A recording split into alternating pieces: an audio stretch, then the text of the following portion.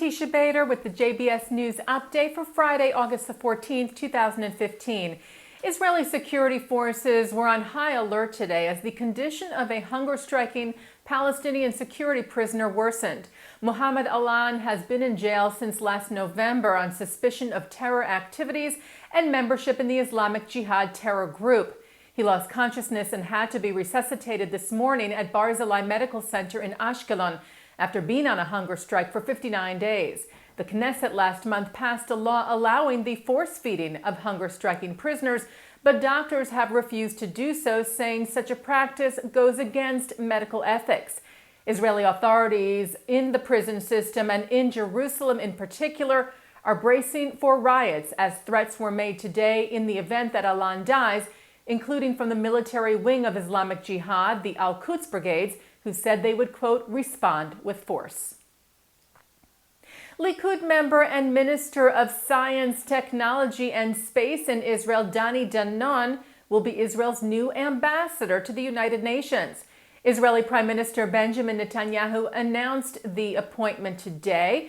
The Prime Minister said the UN is an important forum right now, and I am convinced that Dani will fight with all his power to present the truth in the international arena. Danon is known as a hardliner. He was removed from his post as Deputy Defense Minister last year after he publicly criticized Netanyahu for not taking stronger action against Hamas during Operation Protective Edge last summer.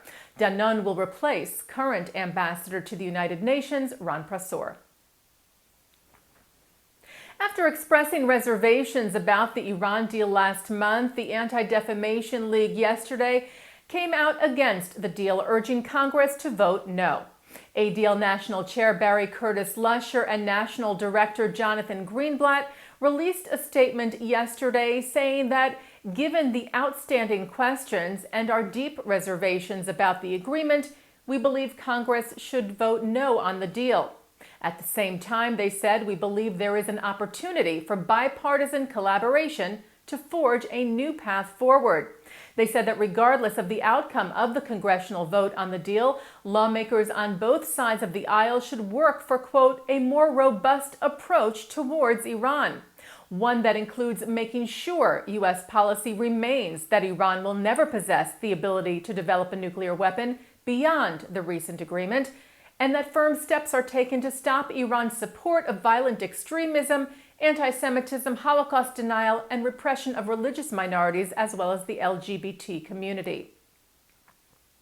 And staying with the ADL, the organization expressed its concern over recent threats made against U.S. Ambassador to Israel, Dan Shapiro. Shapiro received threatening letters to the U.S. Embassy in Tel Aviv over the U.S.'s participation in the deal with Iran. ADL National Director Jonathan Greenblatt said while there is room for legitimate disagreement over the proposed deal, there is absolutely no place for threats and incendiary accusations, particularly targeting a diplomatic representative of the U.S. in Israel.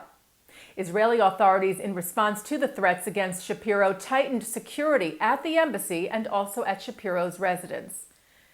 And Ambassador Shapiro today visited a U.S. naval destroyer that is presently docked in Israel. Shapiro boarded the USS Porter in Haifa, visiting the crew today. He wrote on his Facebook page that the ship has been deployed in the region since 2010 to, quote, help defend Israel from the threat of ballistic missiles from Iran, Syria, and Lebanon, and that its ongoing presence in Israel reflects the continued commitment on the part of the U.S. to Israel's security.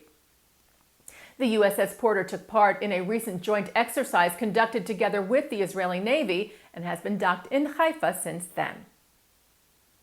Director of the Latin American Jewish Congress, Claudio Eppelman, met yesterday with Chief Palestinian negotiator Saeb Erekat.